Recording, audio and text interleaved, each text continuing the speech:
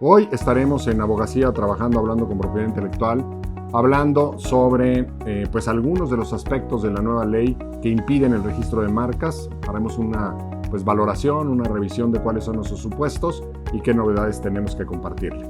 Sobre todo tratando de transmitir consejos prácticos que ayuden a los emprendedores y a los innovadores a obtener registros de marca seguros y eficaces.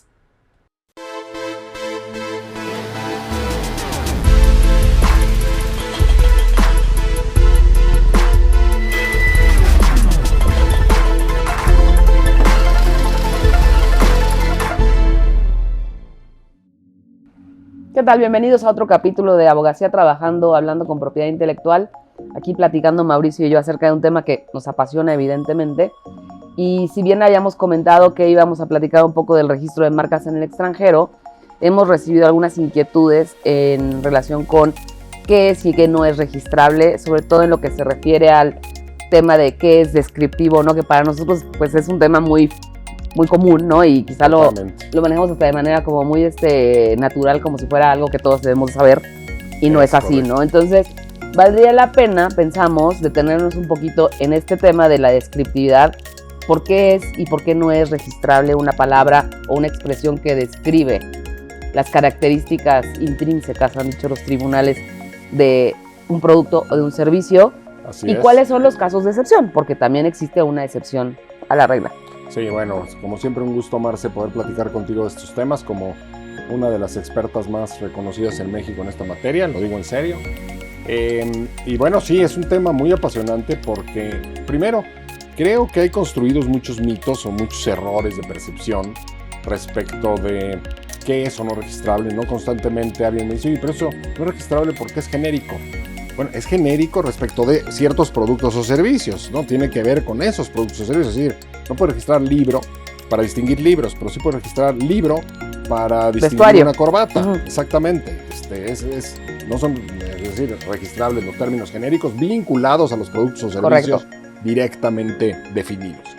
Y los términos descriptivos de la misma manera. Tiene que haber una conexión entre el adjetivo calificativo, por así decirlo, y el producto o el servicio que estamos pretendiendo distinguir o alguna de sus características primordiales, ¿no? Sí, y en ese sentido también lo que yo luego escucho mucho es que dicen, bueno, pero ¿por qué si ya hay marcas registradas descriptivas, claro, ¿no? Y antes se otorgan, y no quiero poner ejemplos específicos para no agredir a nadie, pero sí importante saber que el hecho de que la autoridad lo haya permitido en el pasado no implica que lo vaya a seguir haciendo, sobre todo porque a mí me parece que más o menos desde los 2000 para acá ha habido un criterio un poco más sofisticado por parte de la autoridad, sin duda, en el sentido de analizar las palabras que se someten a registro para buscar un registro más fuerte, sin duda, y más justo, si se puede decir. Yo me acuerdo que en los 90 en algún momento yo vi un asunto en donde alguien registró la palabra floral para jabones. Claro. Y entonces con ese registro en la mano pretendía que ninguna gente que estuviera en el sector de la fabricación de jabones o detergentes le pusiera a su detergente que tenía aroma floral, lo cual pues se constituye en un abuso del derecho. Entonces yo sí diría, la autoridad es más sofisticada, más consciente el día de hoy, y sí necesitamos hacer un análisis de la naturaleza de la marca que queremos registrar. Es que los criterios pues van cambiando, la sociedad va cambiando también, digamos, la manera de ver las cosas. Hoy tenemos, por ejemplo, hoy en la ley han desaparecido prohibiciones para palabras altisonantes o contrarias a la moral. Y buenas costumbres. Hoy las groserías, por ejemplo, serían registrables como marca. Yo recuerdo, en su momento lo puedo compartir porque el cliente lo hace públicamente, que no podíamos registrar la marca iWay porque se consideraba que era una grosería, a pesar de que el sentido social pues, le da múltiples acepciones a la expresión y es utilizada en forma generalizada. No era registrable y el INPI así lo consideraba. Tuvimos que recurrir a un incidente ahí, etcétera, una apelación, una impugnación y ganar el registro, etcétera, hasta que desaparece la prohibición, porque ya socialmente, pues digamos, ya la utilización de estas palabras es tan común A mí me parece que en ciertos casos sí se puede llegar a una situación grosera, ¿no? Sí, Francamente, sí, yo de creo mal que, gusto. sí, yo creo que todo depende de la acepción que tenga la palabra, ¿no? Así Y si es, ¿en qué forma o no contexto, parte no? del colectivo. Y creo Es. que los tribunales lo han hecho en ese sentido, Sí, sostener que... pero justo quería hacer referencia a eso, ¿no? Que van cambiando los criterios, se va generando jurisprudencia, precedentes, etcétera, que van graduando también un poquito la forma en que la autoridad analiza este tipo de temas, pero en particular en el caso de marcas descriptivas hay una figura nueva en la ley, proveniente también tanto del derecho extranjero como de una importante tesis de jurisprudencia dictada en México, en su momento, hace unos 10 años, me parece, 12 años, que empezó, digamos, ya a permitir los famosos registros en base a distintividad adquirida. Claro, eso es bien importante porque justo con base en esa jurisprudencia fue que se aceptó el registro de palabras descriptivas antes de que inclusive la ley lo reconociera. Exactamente.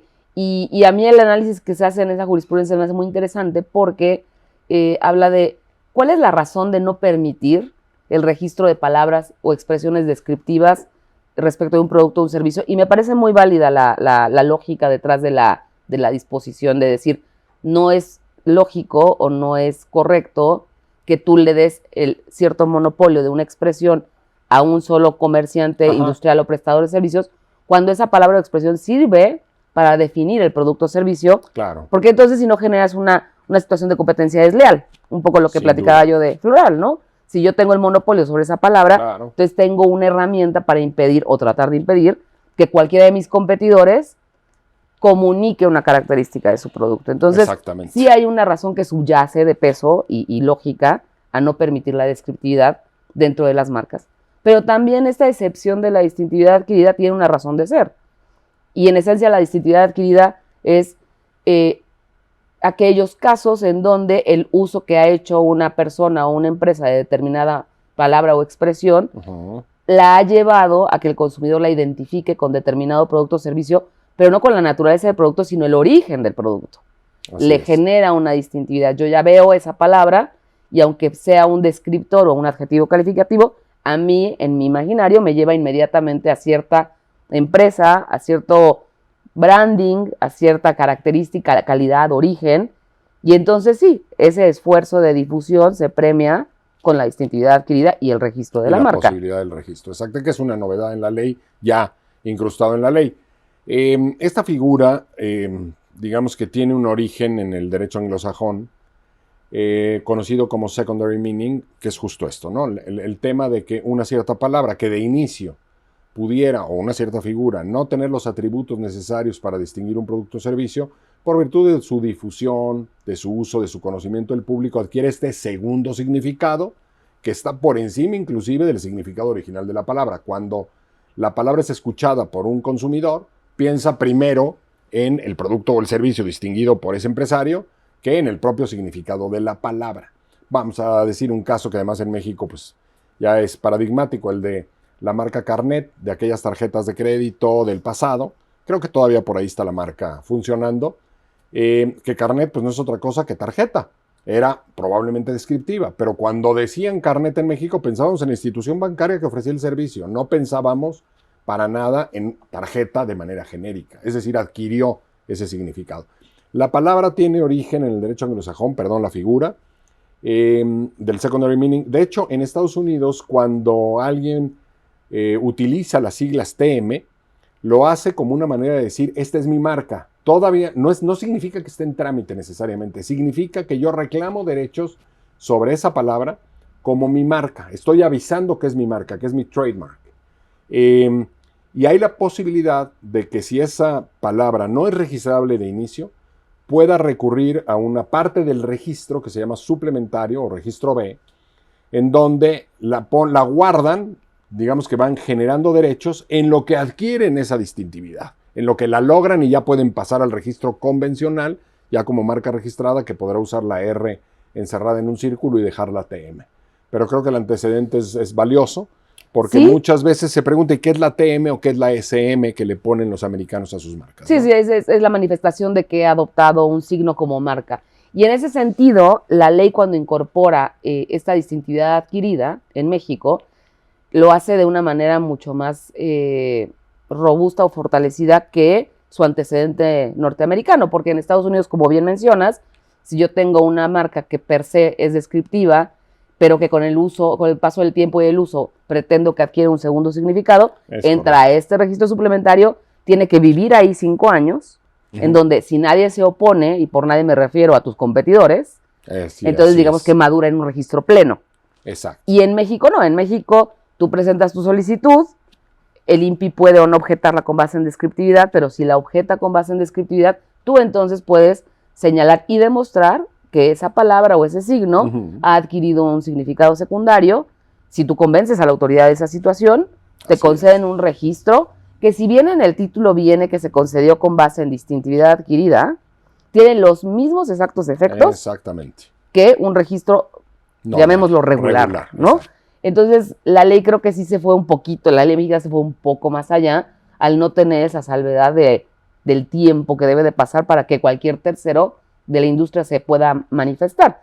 Porque, y un poquito platicando de lo que platicábamos en el capítulo anterior, la oposición te da un plazo de 1 mes, pero además hay que decirlo, la oposición deriva de una publicación en una gaceta que más o menos tiene 500 y 600 entradas por gaceta, se publica a diario, y a veces puedes subir hasta 800, y es humanamente imposible de revisar.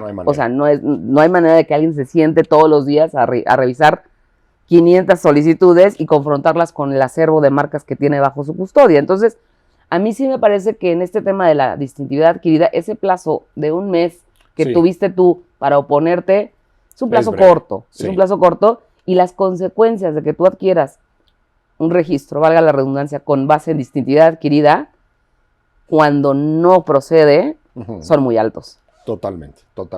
Y otra distinción que creo que habría que hacer, Marce, porque de pronto pues he percibido por las preguntas que hay confusión de parte de algunos empresarios, es aquellas marcas, hay digamos marcas que son términos genéricos, que eventualmente si llegas a lograr el registro, tienes el riesgo de que en algún momento un competidor impugne la validez de ese registro por ser un genérico.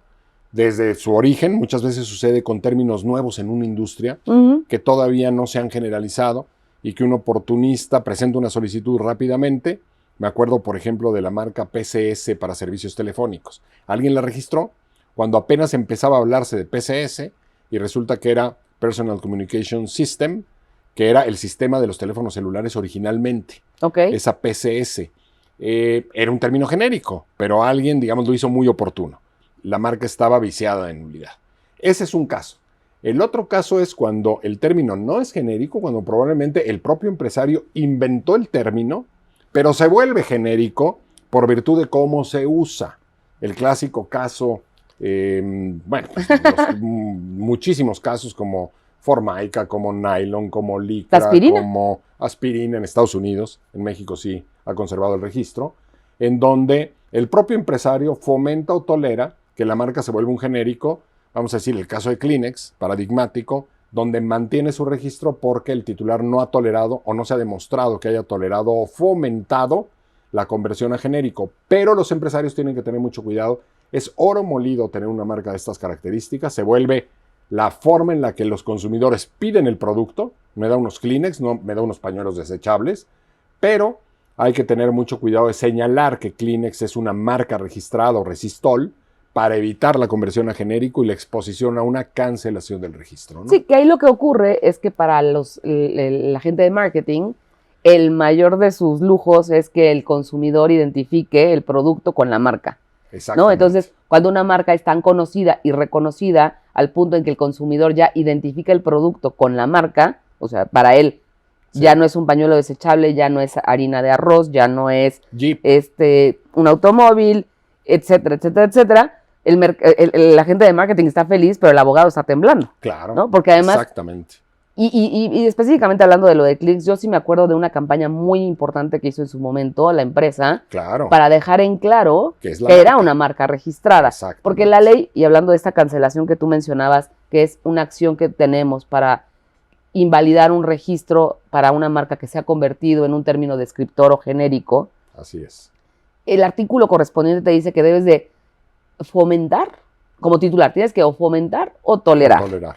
No, Perdón, Sí. fomentar y tolerar, porque Exactamente, es fomentar y conjunción. tolerar, así Entonces, es. en la medida en que el titular de la marca puede demostrar que no lo ha ni fomentado Ni tolerado. ni tolerado, y esto pues simplemente alertando a terceros de que se trata de una marca Reaccionando a registrada y usos, reaccionando claro. al mal uso de su marca, con eso lo puedes demostrar y defender una Totalmente. acción de cancelación. Y sí recuerdo, y también recuerdo en esta fécula de maíz, también hicieron una campaña muy, muy agresiva para dejar claro que se trataba de marcas registradas, y creo que es ahí donde los equipos de marketing y jurídico deben de estar trabajando de forma conjunta Claro.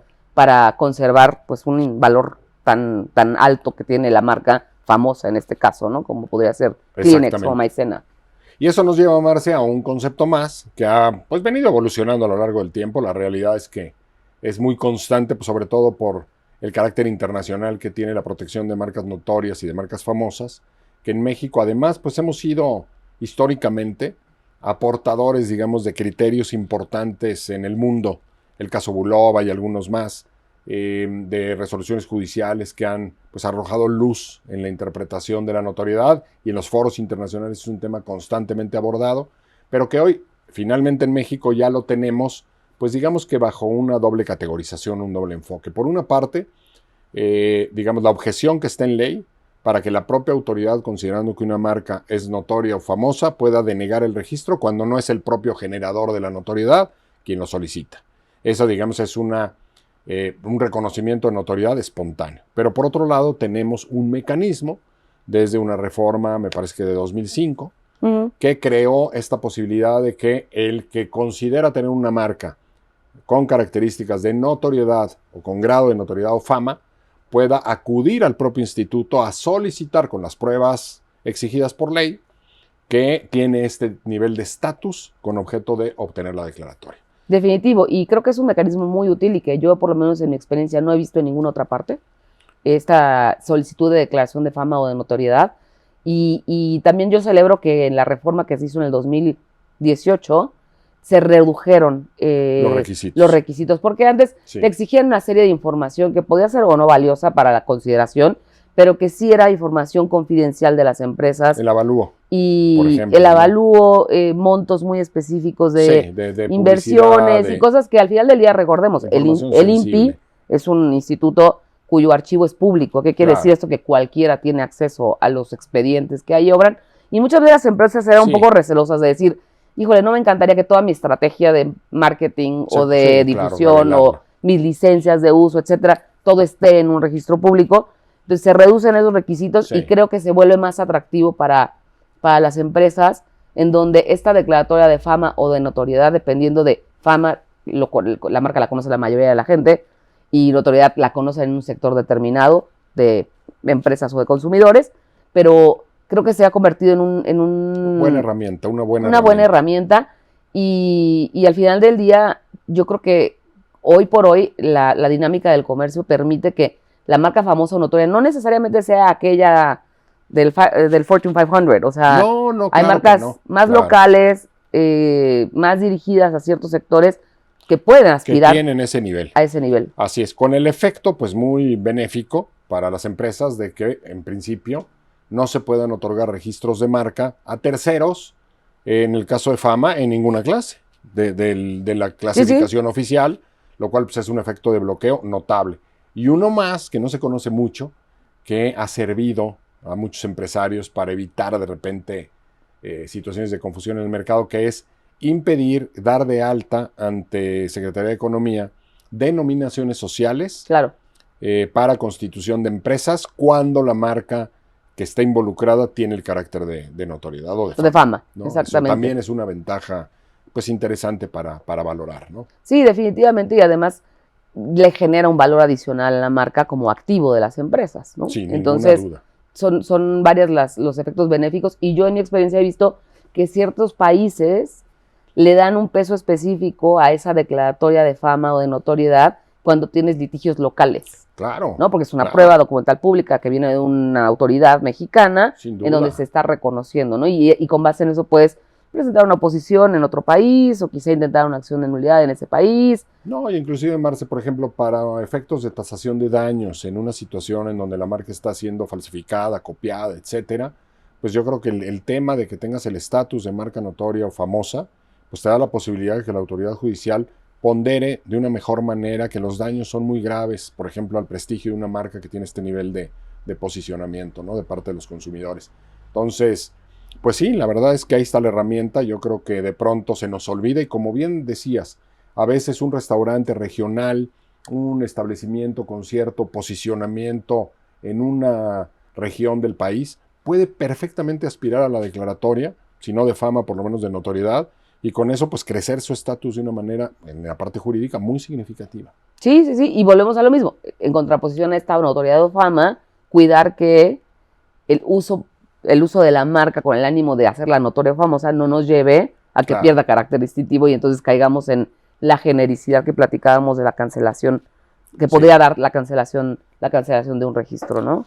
Oye, Marce, y hablando ya, digamos, de las novedades en la ley, con el poquito tiempo que nos queda, en la parte de, pues digamos, hipótesis o supuestos de negativa de registros de marca, yo creo que una de las grandes novedades que tenemos es la posibilidad de denegar un registro por mala fe, ¿no? Presentado bajo supuestos de mala fe. ¿Qué entendemos por mala fe? ¿Qué casos has tenido que nos puedas compartir? Mira, la mala fe no es nueva, no es nueva en esta ley, ni tampoco en la reforma que se hizo a la ley anterior. Sí había una causal de mala fe, cuando te decía la ley de la propiedad industrial que podía solicitar la nulidad de un registro cuando hubiera sido otorgado por el representante, distribuidor o licenciatario de una marca extranjera sin el consentimiento del titular de esa marca, ¿no? Era un artículo... Era una causal, ahí está, era una causal. Sigue, pero es una causal era válida, pero en mi concepto era una causal muy limitada, porque o eras el distribuidor, o eras el licenciatario, o eras el agente. Sí, pero ¿qué pasaba, por ejemplo, en aquellos casos en los que yo contacto a una empresa portuguesa, le digo, oye, me interesa tu aceite de oliva, mándame una cotización, hacemos todo el intercambio de información, te digo, luego vuelvo contigo y yo registro a la marca. Claro, no era el supuesto, no soy nada. No encuadraba, porque yo era un potencial cliente, pero no había un contrato, etcétera. Así es. Y sin embargo, claramente era un caso de mala fe. Así que es lo que la ley, cuando se reforma en el 2018 y ya de manera más estructurada en la nueva ley del 2020, se establece. Un registro obtenido de mala fe debe de ser nulificado y la solicitud presentada de mala fe puede ser objetada.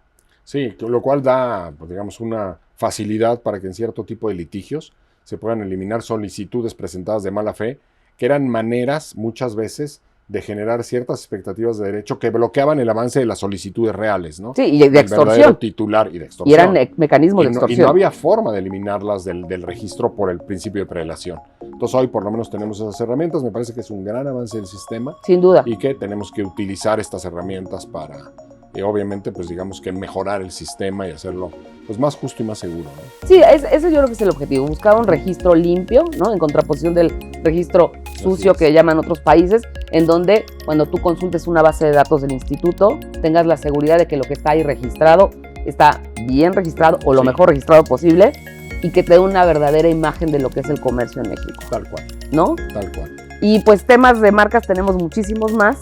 Yo creo que ahora sí, el próximo capítulo vamos a abordar el registro en el extranjero. Correcto. A menos de que el público considere lo contrario y que haya algún otro tema que prefieran que abordemos, pero pues siempre un gusto platicar contigo, Mau. Gracias, Marce, igualmente, y muchas gracias por habernos escuchado. Nos vemos para la próxima.